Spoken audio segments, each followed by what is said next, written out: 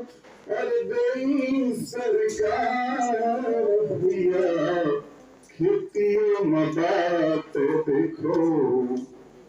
बड़ा रोजगार भैया खेतियों में बात देखो नौकरी कहाँ है सबका नौकरी कहाँ है सबका देई सरकार भैया खेतियों में बात देखो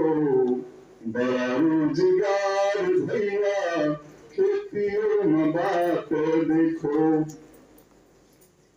तो सबसे पहले शिक्षा लेके जिंदगी संवारो सबसे पहले शिक्षा शिक्षा हमारी प्रायोरिटी है शिक्षा को छोड़ना नहीं है हमारी प्रायोरिटी नौकरी भी हो सकती है शिक्षा लेके सबसे पहले शिक्षा लेके जिंदगी संवारो और फिर रोजगार खातिर मनवा विचारो मनवा विचारो बन के अन्नदाता